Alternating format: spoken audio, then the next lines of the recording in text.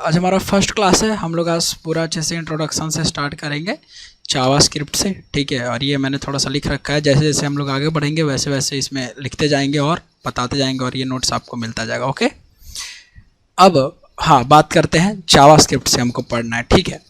तो उस दिन भी मैंने आपको थोड़ा सा बताया था कि कैसे आप जो है जावास्क्रिप्ट का यूज करते हैं, थोड़ा सा मैंने आपको बेसिक्स आइडिया दिया था, ठीक है। तो थोड़ा सा और बात करते हैं इसी पे। देखिए, सबसे पहले हमारा आता है कोई भी एक वेबसाइट है, ठीक है। इस तरीके से अगर ये कोई एक और लेट से मैं एग्जांपल दूँ, karo.com, ये मेरा पहले वेबसाइट हुआ करता था जब मैं मतलब इस पर, अभी फ़िलहाल तो ये इसका डोमेन बंद है, ठीक है। तो ये मान लो कि एक वेबसाइट है digitkaro.com, तो इसमें आपको लेआउट दिख रहा है सारा का सारा, ठीक है। जितना भी स्ट्रक्चर दिख रहा है, जैसे होम ये बटन है, मेक रेज्यूमे हो गया हमारा, आवर सर्विसेज हो गया, ठीक है, अबाउट अस सेक्शन हो गया। तो जितना सारा का आपको ये सब दिख रहा है, एक पूरा डिज़ाइन, ये सब तो CSS और HTML से हम लोग बना लेंगे, है ना। HTML से अपना कोड लिख लेंगे, CSS से उसका डिज़ाइन, जैसे देखो ये मैंने रिस्पॉन्सिव बना रखा है। तो इस वेबसाइट को बोलते हैं रिस्पॉन्सिव वेबसाइट और रिस्पॉन्सिव डिज़ाइन, मतलब रिस्पॉन्स करे स्क्रीन साइज के मुताबिक, ठीक है। तो ये वेबसाइट आपको ये जो रिस्पॉन्सिवनेस है CSS में पढ़ना होता है कि किस तरीके से आपका रिस्पॉन्सिवनेस जो है वो काम करेगा। जैसे आप देख सकते हो, जैसे जैसे मैं स्क्रीन छोटा करूँगा उस तरीके से ये खुद को एडजस्ट कर लेगा, राइट। अब जैसे ये बड़ा होगा तो ये खुद को एडजस्ट कर लेगा अपने हिसाब से। तो ये एक रिस्पॉन्सिव वेबसाइट है, ठीक है। इसको बनाने के लिए आपको HTML CSS ये आना चाहिए, लेआउट डिजाइन करने के लिए बेसिकली। अब इसमें कुछ और काम हो सकता है, ठीक है, वो सब हम CSS के बाद, मतलब बिहेवियर कुछ चेंजेज आपको लाने हैं, है ना। मान लो यहाँ पे हमने ऐसे क्लिक कर दिया, google.com खोला, ओके। और google.com खोलने के बाद यहाँ पे मैं लिखता हूँ जावास्क्रिप्ट, ठीक है। और ये जावास्क्रिप्ट मैंने सर्च किया तो यहाँ पे कुछ सर्च होके लोड हुआ।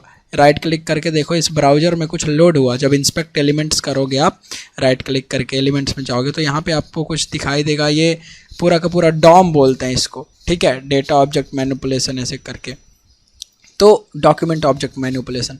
तो ये जो है आपका पूरा का पूरा डॉम यही लोड कर रहा है सारा का सारा जावास्क्रिप्ट के HTML और CSS को कोड को यहाँ पे, और आपको देखने को मिल जा रहा है, ठीक है।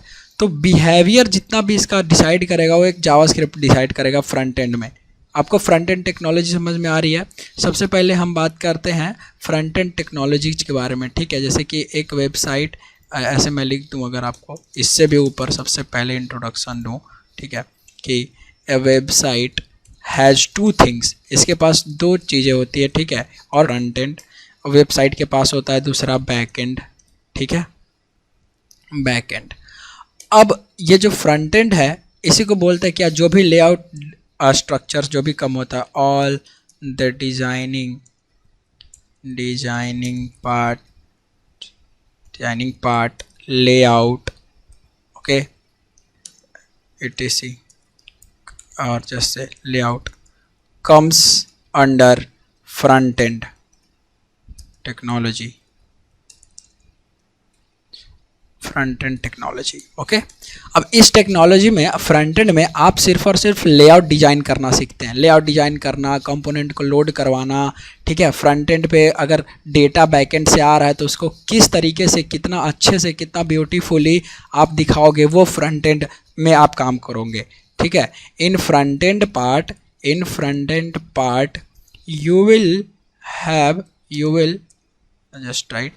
you will have to work more on its designing, okay, how the data coming from server will look at our page or web page, okay.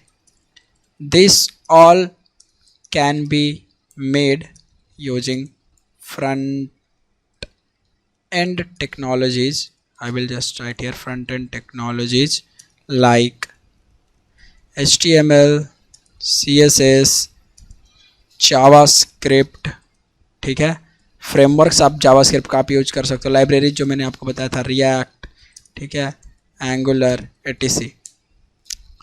तो फ्रंट एंड में आपका इतना कुछ होता है, समझ गए, अगर मैं ऐसे पर्टिकुलरली लिख के बात करूँ तो। अब नाउ बैक एंड में कुछ नहीं होता, बैक एंड में लॉजिकल थिंग्स होते हैं, ठीक है। All the logical part come under back and, okay. जितने भी लॉजिकल पार्ट होते हैं, all the logics working behind, all the logics working behind the website or any web application, web app comes under backend part, okay. So to develop backend things, okay आपको backend की applications बनाने के लिए किसकी ज़रूरत पड़ती है? आपको बैकएंड की एप्लीकेशन बनाने के लिए स्क्रिप्टिंग लैंग्वेजेस की ज़रूरत पड़ती है। जैसे में PHP हो गया, ये एक सर्वर साइड स्क्रिप्टिंग लैंग्वेज है। मतलब कि एक सर्वर होता है यहाँ पे, ठीक है। ये जो आपका सर्वर है, ये मान लीजिए ये अगर सर्वर है यहाँ से, तो यहाँ पर आपको किसकी ज़रूरत पड़ेगी? ये डिज़ाइन करने के लिए सर्वर का जो कोड लिखना होगा आपको, यहाँ पे सर्वर साइड स्क्रिप्टिंग लैंग्वेज की ज़रूरत पड़ेगी। इसमें अब सर्वर का कोड चलेगा, तो सर्वर का कोड करने के लिए, सर्वर का बैकएंड लिखने के लिए, इसी को बोलेंगे बैकएंड, ठीक है, जो सर्वर हुआ आपका। तो बैकएंड को लिखने के लिए, सर्वर का कोड लिखने के लिए सर्वर साइड की लैंग्वेजेस सीखना पड़ेगा, और उसके लिए लैंग्वेज जो है वो अलग अलग लैंग्वेज है। सब कुछ आजकल बन रखा है। जैसे में PHP बहुत पुराना है और बहुत अच्छा है, ठीक है, अभी भी यूज होता है। PHP बहुत बड़े लेवल पे यूज होता है, बट हाँ थोड़ा सा मार्केट आजकल डाउन चला गया है PHP का। अब इतना मतलब ये काफ़ी ओल्ड हो चुका है, बट स्टिल PHP अभी भी बहुत जगह यूज होता है, ठीक है। सर्वर साइड में आप जावा का यूज कर सकते हैं, C++ का यूज कर सकते हैं, ठीक है। C# में वेब API लिखा आता है, ASP.NET फ्रेमवर्क यूज कर सकते हैं। तो वो सबसे आप सर्वर साइड जो है वो कर सकते हैं, पढ़ सकते हैं। पाइथन में Django से बना सकते हैं, ठीक है। तो आई होप कि आपको इतना समझ में आ रहा होगा कि सर्वर साइड के लिए अलग प्रोग्रामिंग लैंग्वेजेस चाहिए, और इस फ्रंट एंड के लिए अलग अलग चीज़ें चाहिए, सीखने के लिए अलग टेक्नोलॉजी चाहिए। तो यही सर्वर के लिए जो मैंने यहाँ पे बताया आपको, PHP हो गया, ठीक है, जावा हो गया, तो ये सब के लिए आपको to develop back end you need to learn what you need to learn server side languages like PHP, Java, Python, etc. Okay, तो ये समझ में आया। एक वेबसाइट के पास दो चीज़ें होती हैं, एक फ्रंट एंड हो गया, एक बैक एंड हो गया। तो फ्रंट एंड में जितना सारा डिजाइनिंग होता है वो हो गया। अब उसी में से HTML, CSS आपने आई थिंक पढ़ रखा है, और हम स्टार्ट करने वाले हैं ये जावास्क्रिप्ट, ठीक है। अब इसका नेक्स्ट वर्जन, मतलब अब जो फ्रंट एंड में हम काम कर रहे होंगे उसको एडवांस थोड़ा सा बनाया जाएगा, किस तरीके से लोड होगा, कैसे क्या होगा, वो सारा चीज़। तो जावास्क्रिप्ट एक सबसे पहले तो आपका फ्रंट एंड का पार्ट है, और आजकल बैक एंड में भी यूज होता है, वो भी मैं बताऊँगा कैसे होता है, ठीक है। देखिए मैंने ये रखा है लिख के कि JavaScript is interpreted programming language. Interpreted आपने पढ़ा है, इंटरप्रेटेड का क्या मतलब होता है? हाँ देखो, एक्चुअली क्या होता है मैं आपको दिखाता हूँ। इंटरप्रेटर इन प्रोग्रामिंग, ओके, दो तरीके के। देखो क्या होता है, हम कोड समझ नहीं सकते हैं, मतलब जो कोड हमारा है वो खाली जो हम लिखते हैं वही समझ पाते हैं, लेकिन कंप्यूटर जो है ना वो उसको नहीं समझेगा, वो अपने लैंग्वेज में समझेगा, ठीक है। तो वहाँ पे ट्रांसलेटर चाहिए। मान लीजिए कि आपको फ्रेंच आता है और मुझे फ्रेंच नहीं आता है, तो मैं आपका बात नहीं समझ पाऊंगा या आप मेरी बात नहीं समझ पाइएगा, लेकिन हम दोनों को हिंदी आ रहा है तो हम लोग बात कर ले रहे हैं, इंग्लिश आ रहा है तो बात कर ले रहे हैं, तो बीच में हमको कोई ट्रांसलेटर की ज़रूरत नहीं पड़ रहा है। लेकिन आपको फ्रेंच आ रहा होगा, हमको अंग्रेजी आ रहा होगा, तो बीच में एक ऐसे बंदे को लाना पड़ेगा जो फ्रेंच के लैंग्वेज को इंग्लिश में बदल दे, इंग्लिश के लैंग्वेज को फ्रेंच में बदल दे। तो यहाँ पर भी वही होता है कि प्रोग्रामिंग लैंग्वेज में जो हम कोड करते हैं वो कंप्यूटर नहीं समझता है। कंप्यूटर क्या समझता है कि ये जो कोड आपने लिखा है, ये हाई लेवल लैंग्वेज जो दिख रहा है, यहाँ पे आप कोड लिखते हो, इसको इंटरप्रेट कर दिया जाता है या कंपाइलर के द्वारा या इंटरप्रेटर के द्वारा इसको ट्रांसलेट कर दिया जाता है, ठीक है, कन्वर्ट कर दिया जाता है मशीन लैंग्वेज में, कंप्यूटर के लैंग्वेज में, अपने लैंग्वेज में। मशीन 0 1 बाइनरी ये सब समझता है, ठीक है। तो इसीलिए जो जावास्क्रिप्ट में है एक इंटरप्रेटेड लैंग्वेज है, ठीक है, क्योंकि हम जावास्क्रिप्ट में कोड लिखेंगे लेकिन मशीन लैंग्वेज में कन्वर्ट करके वो समझेगा, ठीक है। समझ में आ रहा है आपको? तो वो इंटरप्रेटर का काम होता है, ओके। तो इसके अंदर इंटरप्रेटर होता है, क्या करेगा जावास्क्रिप्ट जो है वो आपको जब आप कोड लिखते हो तो इंटरनली जावास्क्रिप्ट कैसे काम करता है उसको हम एक अलग सेशन रखेंगे, बहुत डीप में वो सारी चीज़ें हैं उसको भी बात करेंगे, ठीक है। तो वहाँ पर इंटरप्रेटर जो है उसका जावास्क्रिप्ट का वो काम करेगा, उसको कन्वर्ट करेगा अपने लैंग्वेज में, कंप्यूटर के लैंग्वेज में, तब जाके आपके जो कोड है वो काम करेगा, ठीक है, समझ गया। तो इसलिए जावास्क्रिप्ट को हम लोग इंटरप्रेटर लैंग्वेज कहते हैं। अब जावास्क्रिप्ट देखिए मैंने आपको बताया कि बहुत ज़्यादा पॉपुलर भी है और बहुत ज़्यादा कन्फ्यूजन भी है जावास्क्रिप्ट में आजकल, ठीक है। थोड़ा सा कन्फ्यूजन होता है, वो मैं बताऊंगा जब हम लोग आगे पढ़ रहे होंगे कहाँ कहाँ पे कन्फ्यूजन होती है। बाकी पॉपुलर की बात करें तो बहुत ज़्यादा पॉपुलर है अभी वर्ल्ड वाइड। आप अगर देखोगे, देखिए किसी भी आपको लैंग्वेज का पॉपुलैरिटी जानना है तो देखो मैं आपको वेबसाइट दिखाता हूँ कि जावास्क्रिप्ट, ऐसे आप लिखो पॉपुलैरिटी स्टैट्स, ठीक है, स्टैटिस्टिक्स या स्टैट्स, आपको एक स्टैटिस्टा एक वेबसाइट है, ये बहुत अच्छा वेबसाइट है। यहाँ पे कोई भी आपका जो क्या बोलते हैं फ्रेमवर्क हो गया, लाइब्रेरी हो गया, उसका यहाँ पे सारा का सारा वो आता है, ठीक है। ये कुकी अलाउ करने के लिए कह रहा है तो इसको हम अलाउ नहीं करेंगे, बट इसको कैसे देखें यार, फिर आपको कुकी अलाउ करना ही पड़ेगा, ये बोल रहा है। अच्छा छोड़ो, आपको दिख रहा है ये वाला पीछे वाला इसका पार्ट, मैं कुकी अलाउ कर दूंगा तो ये, हाँ तो ये देखो सबसे ऊपर में देखिए रिएक्ट जेएस जो है वो 40% है, ये पूरा वर्ल्ड वाइड दिखा रहा है, ठीक है, पॉपुलर। देखो जे क्यूरी है 34%, एक्सप्रेस जेएस देखिए यहाँ पे 23। तो ये इन लोग जो भी सर्वे करते हैं जैसे भी करते हैं, बट हाँ रिएक्ट जेएस बहुत ज़्यादा पॉपुलर है ना। तो उसी तरीके से जावास्क्रिप्ट जो है इसीलिए पॉपुलर हो गया क्योंकि रिएक्ट जेएस है ना, ये जावास्क्रिप्ट के ऊपर बेस्ड है। तो रिएक्ट सीखने के लिए जावास्क्रिप्ट आना चाहिए, ठीक है। नोड जेएस भी आप यूज कर ले रहे हैं उसी में, और नोड जेएस भी बहुत पॉपुलर है, तो इसीलिए जावास्क्रिप्ट भी बहुत ज़्यादा पॉपुलर हो गया, ठीक है। तो ये वाला चीज़ इसमें है, इस लिखा हुआ, ठीक है। अब जावास्क्रिप्ट हर जगह देखिए, जैसे मान लीजिए कि आपको एंड्रॉयड के एप्लीकेशन, आप फ़ोन में व्हाट्सएप चला रहे हैं, तो व्हाट्सएप चलाने के लिए क्या चाहिए, एंड्रॉयड का वर्जन चाहिए, मतलब एंड्रॉयड का ओएस चाहिए, है ना। हाँ तो अगर उसको हम विंडोज़ में डाल के चलाते हैं तो वो वाला एप्लीकेशन नहीं चलेगा। विंडोज़ में चलाने के लिए हमको अपना एप्लीकेशन डाउनलोड करना पड़ेगा। तो वहाँ पर क्या होता है, जावास्क्रिप्ट का इंजन होता है, ठीक है। मतलब कि मान लीजिए आपको जावास्क्रिप्ट का कोई एप्लीकेशन चलाना है, तो जावास्क्रिप्ट के इंजन को आप अपने डिवाइस में डाल लीजिए, आप फ़ोन में डाल लीजिए, आप लैपटॉप में डाल लीजिए, आप कोई घड़ी में डाल दीजिए, और वहाँ पे जावास्क्रिप्ट का कोड जो है वो रन कर जाएगा सिंपली। तो यही चीज़ है, जावास्क्रिप्ट हर जगह होता है। क्रोम में डिफ़ॉल्ट दिया होता है VS इंजन, सफारी ब्राउज़र होता है जो मैकबुक ये सब में आता है, मोजिला फायरफॉक्स भी वेब ब्राउज़र है। तो जावास्क्रिप्ट जो है इस तरीके से हर जगह होता है। और जावास्क्रिप्ट हर जगह होने का क्या मतलब, जावास्क्रिप्ट का इंजन हर जगह होता है, उसका इन्वायरमेंट हर जगह होता है, जहाँ पे कोड रन करेगा वो वाला इन्वायरमेंट हर जगह होता है। ऐसा नहीं कि जावास्क्रिप्ट का कोड जब तक, क्योंकि जब तक आप कोई वेबसाइट खोलिएगा नहीं तो कोड वैस का काम नहीं करेगा। तो इसलिए लिखा हुआ है कि जावास्क्रिप्ट इज एवरीवेयर, पहले से वहाँ पे उनका इंजन है जावास्क्रिप्ट का, इसलिए काम करता है, ठीक है। अब जावास्क्रिप्ट से तो सिर्फ वेबसाइट में ही नहीं, आपको मैंने बताया था उस दिन कि मोबाइल एप्लीकेशंस भी आप डेवलप कर सकते हैं रिएक्ट नेटिव सीख के। देखिए अभी रिएक्ट नेटिव क्या है मैं आपको थोड़ा सा मैं बताऊंगा तो मैं सब कुछ बताते चलूँगा, ठीक है, छोड़ूंगा नहीं सब डीप में धीरे धीरे करके। ये देखिए, तो अगर आप यहाँ से लिखिएगा रिएक्ट नेटिव तो आपको एक बहुत अच्छा सा वेबसाइट दिखेगा जो इनका ऑफिशियल वेबसाइट है। अब ये रिएक्ट नेटिव देखिए, आपका रिएक्ट नेटिव .dev करके है, ठीक है। ये देखो create native apps for Android and iOS using react, है ना। तो यहाँ से आप एंड्रॉयड ऐप्स बना सकते हैं, नेटिव एप्लीकेशन। एक एंड्रॉयड ऐप्स भी ना दो तरीके के होते हैं, एक हाइब्रिड एप्लीकेशन होता है, एक नेटिव।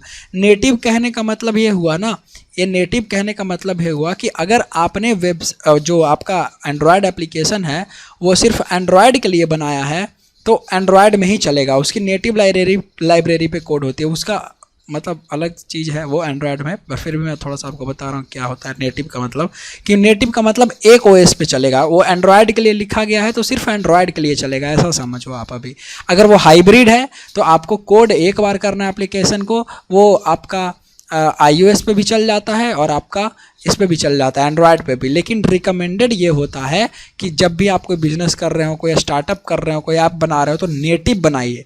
नेटिव क्यों बनाइए, क्योंकि फास्ट काम करता है नेटिव एप्लीकेशन, ठीक है। जैसे एक ही कोड है उसको दो जगह चलाना है तो थोड़ा सा स्लो परफॉर्मेंस तो होगा, बट यहाँ पे एक ही कोड है इसको एक जगह चलाना है तो फास्ट एप्लीकेशन होता है। तो नेटिव में थोड़ा सा टाइम लगता है ज़्यादा, क्योंकि आपको नेटिव अगर कोड iOS के लिए बनाना है तो अलग से लिखना पड़ेगा, अगर आपको एंड्रॉयड के लिए बनाना है तो अलग से कोड लिखना पड़ेगा।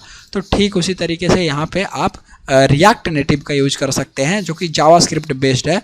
तो जावास्क्रिप्ट के बाद अगर देखिए written in JavaScript rendered with native code है ना, कि जावास्क्रिप्ट में लिखा गया। यहाँ पर आराम से देखिए, यहाँ पे जावास्क्रिप्ट का आपको कोड दिखेगा जब हम लोग पढ़ रहे होंगे तो इधर स्क्रिप्ट लगा के लिखा रहता है आपका कोड सारा का सारा। तो ये है आपका, आप रिएक्ट नेटिव से एंड्रॉयड ऐप बना सकते हैं। आजकल ये भी फीचर आ चुका है। तो ये रिएक्ट नेटिव, अगर आपको रिएक्ट नेटिव सीखना है तो जावास्क्रिप्ट सीखने के बाद आप डॉक्यूमेंटेशन पे जाइए, यहाँ का लिखा हुआ डॉक्यूमेंटेशन है। और जितने लोग सीखते हैं, मैं आपको बताता हूँ एक और बात, कि मान लीजिए आपको सीखना है और आपको अपडेटेड रहना है हमेशा टेक्नोलॉजी में, क्या नया चीज़ आ रहा है रिएक्ट नेटिव में, क्या नहीं है। क्योंकि ये जो रिएक्ट नेटिव है जादू से थोड़ी ना बन गया होगा, इसको भी तो किसी ने बनाया होगा। तो रिएक्ट नेटिव वालों ने डॉक्यूमेंटेशन बनाते हैं। अब रिएक्ट नेटिव वाले नहीं, हर कोई डॉक्यूमेंटेशन बनाता है अपना प्रोग्रामिंग लैंग्वेज का, हर कंपनी बनाती है जावा का, जावास्क्रिप्ट का, ठीक है। और वो लोग क्या करते हैं, डॉक्यूमेंटेशन देते हैं ताकि डेवलपर जो है मतलब हम लोग सीख सके और काम कर सकें। तो आपको यहाँ पे अपडेटेड सारा का सारा चीज़ मिलेगा, राइट। अब ये चीज़ है तो आप रिएक्ट नेटिव से ये काम कर सकते हैं, ठीक है, जो जावास्क्रिप्ट के ऊपर बेस्ड है। और उसी तरीके से आप अभी और आगे बढ़ेंगे तो बताऊंगा मैं। अब देखिए एक चीज़ और मैं इंपॉर्टेंट चीज़ बताऊंगा कि ECMAScript जो है ना, वो जावास्क्रिप्ट का एक्चुअल में जो नाम होता है ओरिजिनल वो है जावास्क्रिप्ट। इसको बस पॉपुलर कर दिया गया, बट नाम जो था इसका ECMAScript ही था। अगर आप ECMAScript के बारे में सर्च करेंगे, ECMAScript, ठीक है, जस्ट आप ECMAScript के बारे में सर्च करेंगे तो आपको मिलेगा कि ECMAScript European computer manufacture association script is a scripting language based on JavaScript, ठीक है। तो यही ECMAScript जो था इसका ऑफिशियल लैंग्वेज था, बट धीरे धीरे सब जो है वो सब चेंज हो गया, ठीक है। ES6 is a version of ECMAScript। और मतलब ECMAScript की बात, क्योंकि अभी हमारा फर्स्ट क्लास है तो बहुत ज़्यादा डिस्कस कर दूंगा ECMAScript के बारे में और तो कन्फ्यूजन हो जाएगा, ठीक है। तो धीरे धीरे करके जब मुझे लगेगा कि यहाँ पे आप अब अच्छे से समझ सकते हैं ECMAScript, तो हम लोग वहाँ पे भी समझ रहे होंगे, ठीक है। और आगे बढ़ते हैं थोड़ा सा। अब यूज कहाँ कहाँ होता है, किस तरीके से प्रैक्टिकली यूज होता है, वो अभी आपको हम समझाते हैं। देखिए जावास्क्रिप्ट में अगर आप कोड लिख रहे हैं तो वैलिडेशन इन क्लाइंट ऐप में वैलिडेट करने के लिए, मतलब वैलिडेट करने के लिए क्या आपने कभी ऐसा देखा है, मान लो कि मैं लिखता हूँ यहाँ से और मैंने खोला अगर फेल तो हाँ, तो अगर नहीं मैच होता है तो लिख देता है कि password did not matched, please री एंटर। तो वो सब तरीका। अब मैनिपुलेटिंग HTML को मैनिपुलेट कैसे करता है, तो HTML को मैनिपुलेट करने का ये मतलब हुआ कि मैं कहाँ दिखाऊँ आपको, इसमें 127 इंडेक्स ये था, बंद हो गया ये।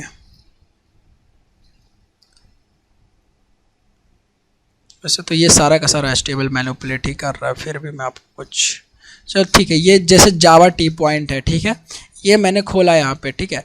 अभी देखिए जब मैं नेक्स्ट बटन पे क्लिक करूँगा तो इसका लोड होके दूसरा पेज आ जाएगा, आया यहाँ पे। तो ये क्या हुआ, HTML आपका मैनिपुलेट हो गया, जो डॉक्यूमेंट था, जो पेज था, यहाँ पे जो हेडिंग लिखा हुआ था, यहाँ पे जो टेक्स्ट लिखा हुआ था, वो सारा का सारा चेंज हो गया, ठीक है। तो आप इसको चेंज कर सकते हैं, या रीड मोर, रीड लेस, ऐसा कुछ जो कॉन्सेप्ट है वो लगा सकते हैं। तो वहाँ पे क्या होता है कि HTML का कोड जो है वो चेंज हो रहा होता है, ठीक है। जब आप ध्यान से करोगे, देखोगे, समझोगे उसको, तो HTML का कोड ही आप चेंज करोगे। मतलब रीड मोर बटन पे जैसे ही आप रीड मोर क्लिक करोगे तो वहाँ पे क्या होगा कि HTML का कुछ कोड जो है, मान लो यहाँ पे एक हेडिंग है, अब हेडिंग पे मैंने क्लिक कर दिया, क्लिक नाउ एक बटन है, तो हेडिंग को छिपा दिया या दिखा दिया। तो हम कुछ करते नहीं है, जावास्क्रिप्ट में खाली ऐसा फंक्शन लिख देते हैं कि भाई जब मैं क्लिक करूँ ना एक बटन पे, जब मैं एक बटन पे क्लिक करूँ तो रीड मोर जो सेक्शन होगा उसको दिखा दो पूरा, और ज़्यादा बढ़ा दो, उसमें हेडिंग्स और डाल दो। अब रीड लेस पे मैं क्लिक करूं तो जो हेडिंग्स तुमने दिखाया था उसको छुपा दो। तो ऐसा हम सिर्फ फंक्शन लिख देते हैं। तो हेडिंग क्या है, हेडिंग तो HTML का पार्ट है। तो इसलिए यहाँ पे लिखा हुआ है कि आप मैनिपुलेट कर सकते हैं HTML को भी मैनिपुलेट कर सकते हैं। अब पॉपअप्स शो करवा सकते हैं। पॉपअप्स आपने देखे होंगे, मान लीजिए कि मैं ऐसा क्या बोलते हैं, जैसे अभी आया था हमारा कुकीज़ को अलाउ करने के लिए, तो वो एक पॉपअप था, ठीक है। तो उस तरीके का पॉपअप आप बना सकते हैं। आप फ्लिपकार्ट में आप चाहे कुछ सर्च वर्च करें तो आ जाएगा तुरंत से, कोई ना कोई पॉपअप तो आपको दिखने को मिलेगा। देखिए जैसे लॉगिंग पे मैं क्लिक करूँगा तो इस तरीके का पॉपअप जो है आप जावास्क्रिप्ट, मतलब ये तो खैर CSS से लिखा हुआ होगा डिजाइनिंग की पार्ट, बट हाँ यहाँ पे जब आप क्लिक करोगे, बंद कर रहे हो तो ये बंद हो जा रहा है। ये सब सारा का काम जो है आपका जावास्क्रिप्ट में किया गया होगा, ठीक है। तो आप पॉपअप्स दिखा सकते हैं, कुछ अलर्ट मैसेज दिखा सकते हैं यहीं पे, तो वो सब चीज़ें जो है आप कर सकते हैं जावास्क्रिप्ट में, ठीक है। प्रैक्टिकली मतलब फ्रंट एंड में जहाँ यूज होता है, ओके। तो ये है। अब बैकएंड की बात करें तो ये देखिए बैकएंड का जावास्क्रिप्ट में एजेक्स लाइब्रेरी होती है। अभी एजेक्स के बारे में बाद में बात करेंगे, बस अभी आपको समझाते हैं कि जो लाइब्रेरी है उसकी मदद से बैकएंड को डेटा को लोड किया जाता है। जैसे कि मान लीजिए फ्लिपकार्ट है, ठीक है। तो अगर ये फ्लिपकार्ट है, अब ये फ़ोटो तो फ्रंट एंड नहीं है, फ़ोटो तो कहीं सर्वर में होगा। मान लीजिए कि आप फ्लिपकार्ट में जुड़ते हैं तो फ़ोटो तो आप अपना डालिएगा, है ना। तो फ़ोटो आप अपना डालिएगा इस सेलर बन के फ्लिपकार्ट में। अगर आप बेचने के लिए अकाउंट बनाए हैं फ्लिपकार्ट पर, तो ये जो जूता आपको दिख रहा है, शूज़ दिख रहा है, तो आपका जूता होगा, ठीक है, जो आप बेच रहे होगे। तो फ़ोटो खींच के इसको सर्वर में आप अपलोड करते हैं। भले ही आप एंड्रॉयड ऐप पे काम कर रहे हो, लेकिन ये तो सर्वर के पास जा रहा है, सारा का सारा जो डेटाबेस के पास जा रहा है। और जब डेटाबेस के पास जा रहा है तो वहाँ तक सेव हो रहा है, इतना हमको समझ में आ रहा है कि ऐसा काम हो रहा होगा। लेकिन मान लीजिए मैं कस्टमर हूँ और हम आपका जूता खरीदना चाहते हैं, हमको ये दिख रहा है। अब कैसे दिख रहा है यहाँ पे, ठीक है। तो ये जैसे दिख रहा होगा यहाँ पे एजेक्स हो रहा होगा यूज, और जो भी लाइब्रेरीज है वो सब यूज हो रहे होंगे, ठीक है। तो जावास्क्रिप्ट की मदद से ये जो डेटा है लोड होके आ रहा है, वो ही लोड होके आपका यूज आता है, ठीक है। ये जो आप टाइटल देख रहे हो सकता है अगर आप बेचोगे तो आप लिख दोगे नैनो शू ऑरेंज कलर, ऐसा लिख सकते हो। ये आदमी ने लिखा है nano cell orange running shoes for men, है ना। तो आप ऐसा लिख सकते हो shoes for men orange colour nano cell. आप कुछ भी लिखोगे तो वो जो पूरा डेटा है आपका सर्वर से लेके बैकएंड से लेके API से हिट होके यहाँ तक आ रहा है, तो आप जावास्क्रिप्ट से कर सकते हैं। और इसमें एक फंक्शनलिटी आपको प्रोवाइड करती है एजैक्स, ठीक है। एजैक्स यूज करते होगे, देखो एसिंक्रोनस जावास्क्रिप्ट एंड XML, यही आपको मतलब कि क्या करता है, किसका, इसका खोल के W3 स्कूल्स का मैं और आपको कुछ दिखाऊँ। एजैक्स कहाँ पे अच्छा मिलेगा, document.mozilla, ठीक है। तो हाँ, तो ये देखो, तो आप एजैक्स की मदद से असिंक्रोनस जावास्क्रिप्ट एंड XML की मदद से आप जो है डेटा को बैकएंड से संभाल कर आप रख सकते हैं। जो APIs फेच होंगी, ठीक है, मतलब मान लीजिए सर्वर पे कोई रिक्वेस्ट गया तो वहाँ से रिस्पांस मिल रहा होगा। मतलब यहाँ पे मैंने क्लिक किया बाय नाउ पे, ऐड टू कार्ट पे, तो ये यहाँ पे सेव हो जाता है जाके, है ना, लॉगिन रहता। तो सारा का सारा जो काम है यहाँ से यहाँ डेटाबेस, अभी भी आपका डेटा जो है इस पर संभला हुआ है, तो बैकएंड से आ रहा है। तो उसको आप इस एजैक्स की मदद से असिंक्रोनस जावास्क्रिप्ट एंड XML की मदद से अपने ब्राउज़र पे रख के काम कर सकते हैं, ठीक है। तो ये आप जावास्क्रिप्ट से भी काम कर सकते हैं, ठीक है। और हम और आगे बढ़ते हैं, ठीक है, इसमें। और अब आगे है हमारा, तो ये सब था इंट्रोडक्शन जो कि मैंने आपको बताया। अब बात करते हैं थोड़ी सी सर्वर एप्लीकेशंस के बारे में। तो देखिए ये तो हम अब तक बात कर रहे थे आपसे फ्रंट एंड के बारे में, ठीक है, कि डिज़ाइन करेंगे या डेटा मैनिपुलेट करेंगे या वैलिडेशंस लगाएंगे। तो ये क्लाइंट हो गया, मतलब फ्रंट एंड हो गया ये सब, ठीक है। अब बैकएंड में मैंने आपको बताया कि डेटा को लोड कर सकते हैं, बैकएंड डेटा लोडिंग, ठीक है। अब इससे सर्वर एप्लीकेशंस भी बना सकते हैं। तो सर्वर एप्लीकेशंस बनाने के लिए आपको क्या सीखना पड़ेगा, Node.js और Express.js ये सीखना पड़ेगा, जो मैंने आपको उस दिन बताया था कि ये Express.js है ना। तो ये देखिए आपको Node.js और Express.js आप यहाँ पे देखेंगे, और इसकी मदद से ये एक वेबसाइट है node.js, यहाँ से हम लोग Node.js का डॉक्यूमेंटेशन खोल सकते हैं, ठीक है। और ये आपको सीखना पड़ेगा ES6 ECMAScript की, जो मैंने आपसे बात करी अभी वही है यहाँ पे, ES6 एंड बियॉन्ड। इसके बाद सारा का सारा चीज़ है। तो API रेफरेंस देखिए, ये सब वर्जन्स आपको मिलेंगे जो कि लेटेस्ट लॉन्च होते रहते हैं, ठीक है। तो ये आपको नीचे में देखोगे तो ऊपर में सबसे नया वर्जन होगा अभी 24 का चल रहा होगा लेटेस्ट, ठीक है। अब इस पर आप जैसे क्लिक कीजिएगा तो इसमें आपको सारा का सारा इनका डॉक्यूमेंटेशन मिलेगा, क्या है, कैसे आपको सीखना है, कैसे आप हैंडल करोगे सारा का चीज़ इसमें, ठीक है। तो यहाँ से हम लोग सीखते हैं और HTTP मॉड्यूल मतलब जो भी हमको ज़रूरत पड़ता है हम लोग सीख के यहाँ से आप काम में ले सकते हैं अपने वेबसाइट में। तो Node.js हो गया आपका, ठीक है, और Express.js हो गया जो फ्रेमवर्क है, इससे आप जावास्क्रिप्ट बेस्ड बैकएंड की API, REST API आजकल चलती है, ठीक ना, तो वो आप डिज़ाइन कर सकते हैं। तो ये सब चीज़ आप जो है HTML में मतलब जावास्क्रिप्ट की मदद से ये सब चीज़ें आप कर सकते हैं, ठीक है। समझ में आया इतना? हाँ बिल्कुल।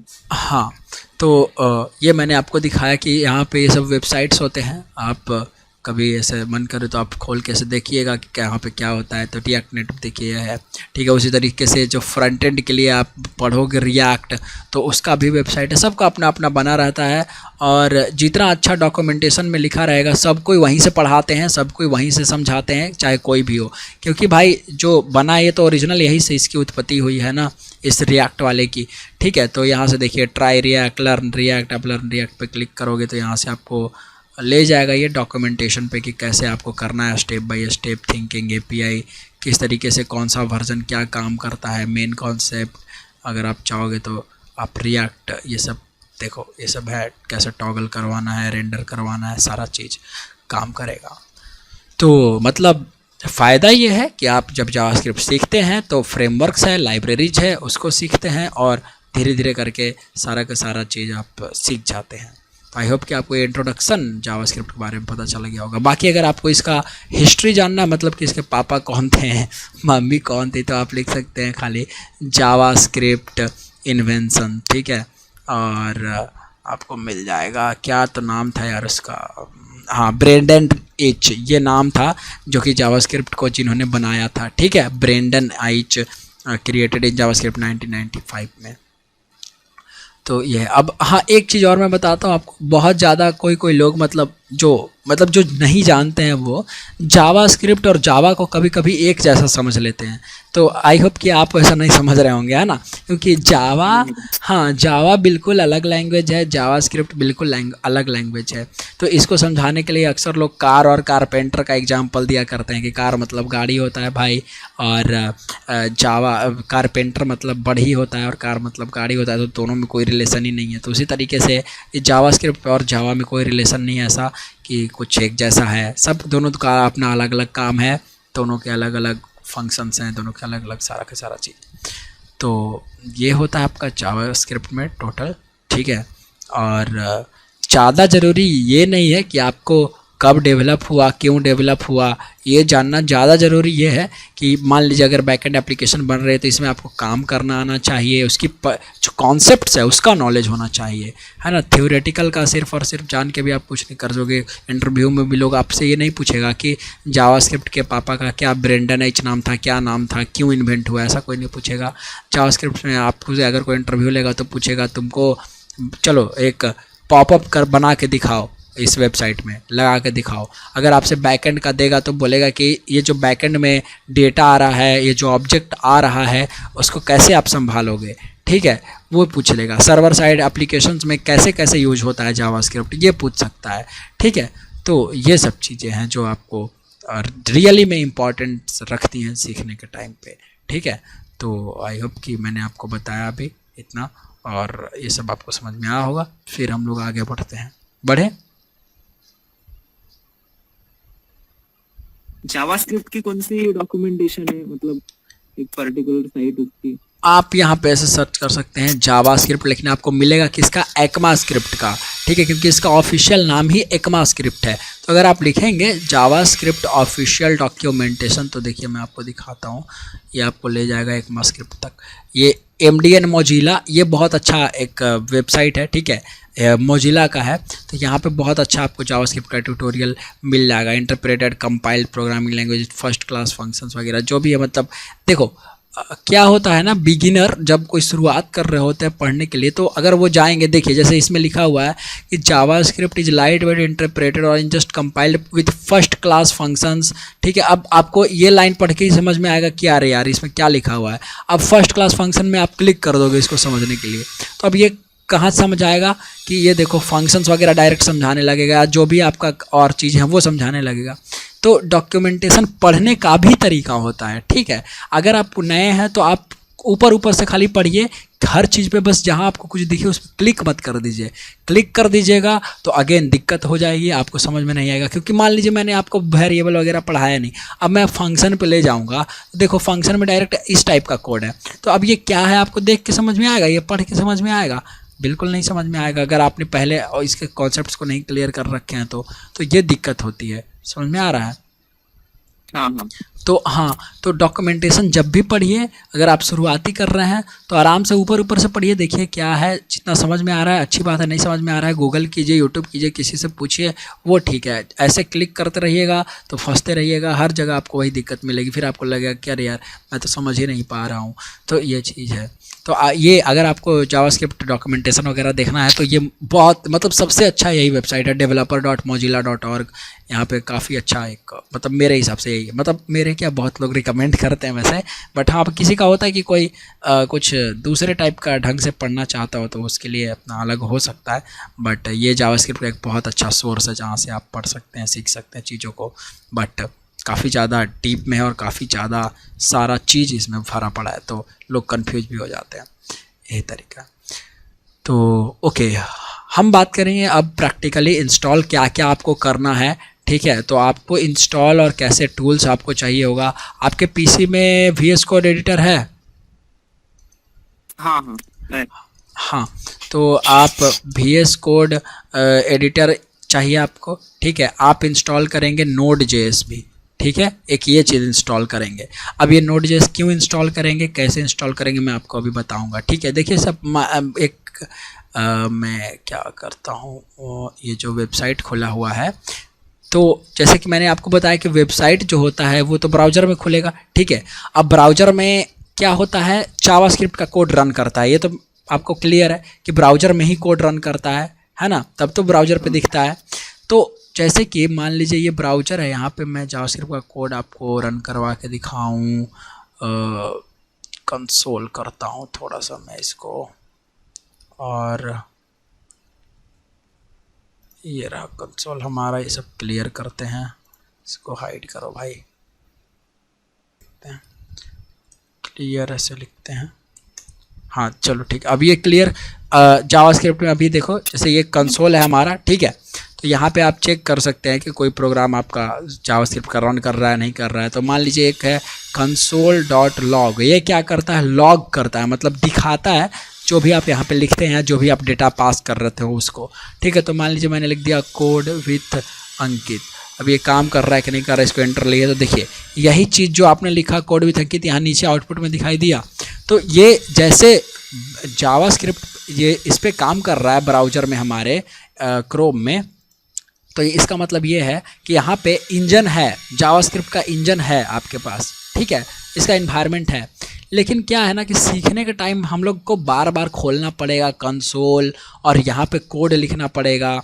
तो हम ये नहीं चाहेंगे कि आप इस तरीके से सीखें, क्योंकि इसमें परेशानी थोड़ी सी होती है। क्योंकि जब भी आपको नया कोड करना है तो आप बार बार ऐसे राइट क्लिक करो, इंस्पेक्ट करो, अब फिर यहाँ पे कंसोल में जाओ, फिर आप यहाँ पे ऐसे क्लियर कीजिए, है ना। तो इतना ज़्यादा नहीं करना है हम लोग को, थोड़ा अच्छे से सीखेंगे। और ये सब तो बस देखने के लिए कंसोल में जो भी काम कर रहा होगा, कैसे काम कर रहा होगा। तो यही चीज़ हम लोग इस Node.js के माध्यम से ले आएंगे अपने पीसी पे। ठीक है, मतलब हमको ज़रूरत नहीं पड़ेगा बार बार अपना ब्राउज़र खोलने का, तो Node.js में ले आएंगे। ये इन्वायरमेंट प्रोवाइड कर देगा जावास्क्रिप्ट के इंजन का। और आपको ये डाउनलोड करना है LTS, ठीक है, लॉन्ग टर्म सपोर्ट। आप यहाँ से ऐसे क्लिक करेंगे और नेक्स्ट नेक्स्ट नेक्स्ट करके इंस्टॉल कर लेंगे। ठीक है, समझ में आपको, नेक्स्ट नेक्स्ट करके आपको बस, हाँ नेक्स्ट नेक्स्ट करके आपको इंस्टॉल कर लेना है। आप कमांड में जाके खाली चेक कीजिएगा node-v लिख के, तो देखिए जैसे मेरे में मैंने लिखा नोड डॉस भी, और इसमें मेरा आ गया वर्जन 12.16.16.1। तो ये वर्जन मेरे में इंस्टॉल है। आप में जो वर्जन इंस्टॉल होगा, अभी कौन सा लेटेस्ट चल रहा है 14.17.6, अगर आप आज डाउनलोड कीजिएगा तो आ जाएगा। और ऐसा अगर आप में आ जाएगा तो समझिए नोड जेएस जो है वो सक्सेसफुली इंस्टॉल्ड हो चुका है। ठीक है, तो अब आपको जो कोड है वो जो आप ब्राउज़र में जाके आप चेक कर रहे थे, जो आप मतलब सारा का सारा काम कर रहे थे, वो नहीं करना पड़ेगा। तो वो कैसे नहीं करना पड़ता है, अभी मैं आपको थोड़ा सा एग्जांपल देता हूँ। मान लो मैंने यहाँ पे राइट क्लिक करके एक नया बनाया फोल्डर जेएस लिख के, ठीक है, और इस फोल्डर को मैं अपने इसमें खोल लूँगा VS कोड एडिटर में, राइट क्लिक करके ओपन विथ कोड। और इतना तो आपको आता होगा, ये सब तो आप कर रहे होगे, आराम से कर लोगे, है ना। तो यहाँ पे और एक यहाँ पे हम बनाएंगे जावास्क्रिप्ट का फाइल, न्यू फाइल, और यहाँ से न्यू फाइल बना देंगे a.js। ठीक है, अब .js क्यों? क्योंकि एक्सटेंशन नेम है। ठीक है, JS जैसे एक लास्ट नेम होता है हर चीज़ का, उससे पता चलता है कि हाँ कौन से प्रोफाइल से लोग मतलब वो हैं, जुड़े हुए हैं। ठीक है, कौन आप उनका मतलब काफ़ी सारा चीज़ें एक लास्ट नेम से पता लगाया जा सकता है ना, प्रसाद, वर्मा, राजपूत, या जो भी है, सिंह विंग, तो काफ़ी सारा चीज़ पता चलता है। तो ठीक उसी तरीके से ढेर सारा जब मान लीजिए फाइल्स है कंप्यूटर में, तो आपको पकड़ने के लिए कुछ नाम चाहिए या कुछ चाहिए जो कि उस फाइल को उस तरीके से सेव करके रखे। तो एक्सटेंशन नेम .js मतलब कि जावास्क्रिप्ट का ये फाइल है। ठीक है, तो उसी तरीके से अब मान लीजिए यहाँ पे मैंने लिखा console.log। ठीक है, console.log, और इसमें हम लिखते हैं वेलकम कोड विथ अंकित। थोड़ा सा आई थिंक मेरा ही प्रॉब्लम है। हाँ, क्योंकि यहाँ पे तो सही है।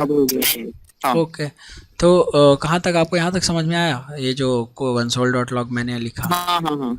तो हाँ देखो, तो मान लो अब इस प्रोग्राम को आपको रन करवाना है, तो कंसोल खोलने की ज़रूरत नहीं है। उसके लिए आपको टर्मिनल में जाके टर्मिनल खोल लेंगे, जो कंसोल होगा हमारा यहीं पे खोलेंगे, और यहाँ पे लिखेंगे नोड a.js, क्योंकि a फाइल का नाम है, .js इसका एक्सटेंशन नाम है। तो देखो सेम आउटपुट आपको यहाँ भी मिल गया है ना, ये वाला, और यहाँ पे भी आपको वो मिल रहा था जो आपने लिख रखा था आउटपुट, जो भी पेज में था हमारा।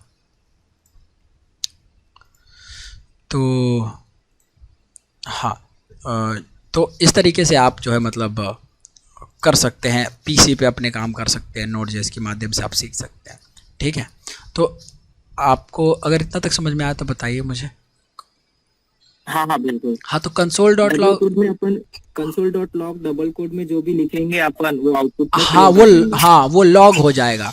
लॉगिंग का मतलब, लॉग करने का मतलब ये होता है कि हम देख रहे हैं कि जो हमारा कोड है वो कैसे काम कर रहा है, क्या आउटपुट निकल रहा है, नहीं निकल रहा है। तो लॉग बेसिकली लॉग प्रोग्रामिंग में उसी तरीके से होता है। लॉगिंग एक अलग कॉन्सेप्ट भी होती है। लॉगिंग जब मान लीजिए कि आप यहाँ से कोई बंदा लॉगिन कर रहा है, तो उसका पासवर्ड सही से जा रहा है कि नहीं जा रहा है, तो उसको हम एक अलग फाइल में लॉग करवा रहे होते हैं। जैसे ये प्रिंट करके हम देख रहे हैं, उसी तरीके से लॉग करवा रहे होते हैं, मतलब प्रिंट करवा रहे होते हैं और चेक कर रहे होते हैं कि भाई अगर एरर आ रही है प्रोग्राम में तो क्या एरर आ रहा है, मैसेज पता चलेगा तब तो हम इसको सॉल्व कर पाएंगे।